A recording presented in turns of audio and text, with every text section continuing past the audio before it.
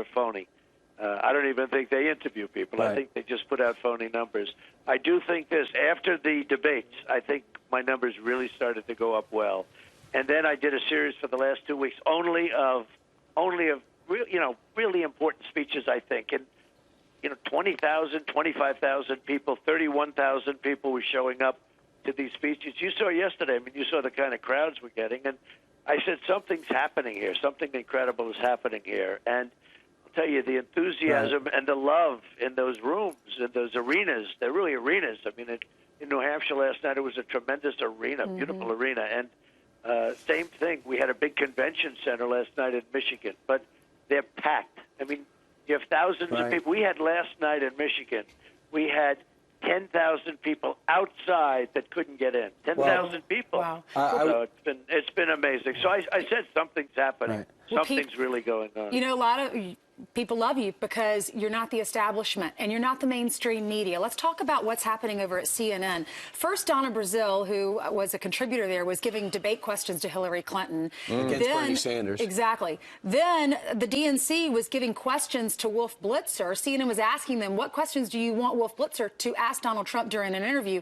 Now we found out this morning because of WikiLeaks, the husband of one of the vice presidents over at CNN, his name is Thomas Nides, the husband, was writing Hillary Clinton's campaign chairman, Podesta, asking him or saying to him, we have a good CNN poll that's coming, John. John Podesta writes back, I look forward to how that is spun.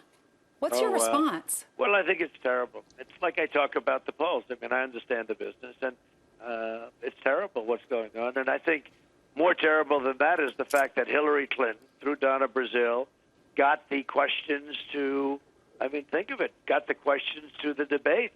3 of them now, and probably more. Maybe mine too. Although I don't know. I didn't think she performed particularly well. But I will tell you this: she got a lot of questions to the debates. Right. And if you were in West Point, and if you got the questions like that, they would throw you out of the school if you didn't report yourself. She didn't report it. She didn't give it to an ethics committee or anybody. She took the questions. She got the answers to the questions. It's rigged.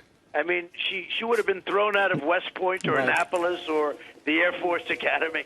And here we have her running for president. And Mr. Trump, finally, I know they're polling you, and you got to run. You gave us time.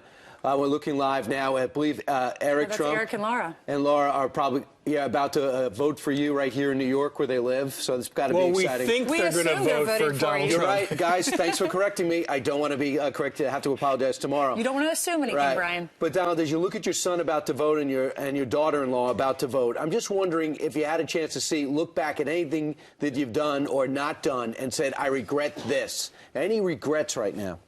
Well, Brian, there's always regrets if you could go back and change things, but you can't. So you just have to learn from. Sure, there are things that I would have done differently, but, you have to just go forward. Sure. You do want to learn, but there's nothing you can do.